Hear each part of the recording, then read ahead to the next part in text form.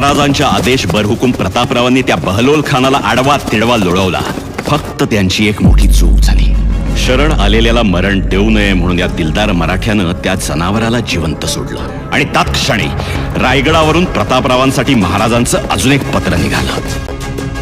प्रतापराव, त्या खानाशी सल्ला काय निमित्त केला?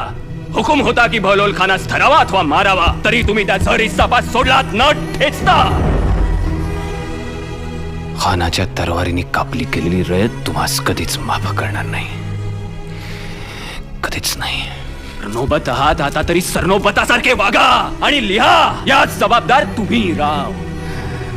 दिसता क्षणी त्या जनावरास करतीस मिळवा, खानास करतीस मिळवल्या विना आम्हास रायगडीतून टाकू नका.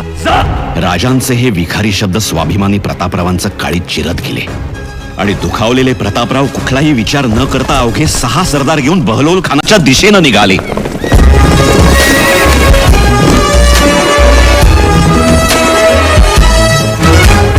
सात दौडले, सात उधळले, सात झुंजले, सात क्षात्र सम्राट.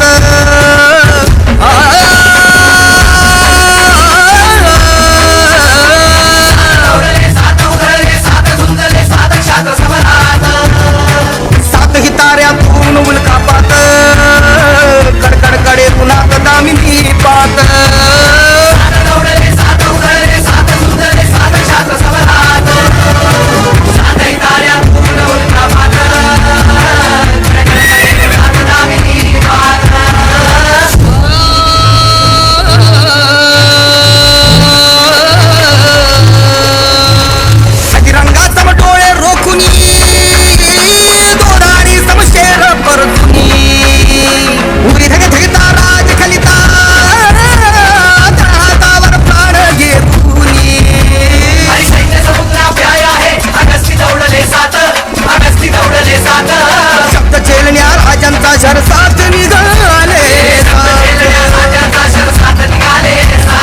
बहलोलाची खोड मोडण्या,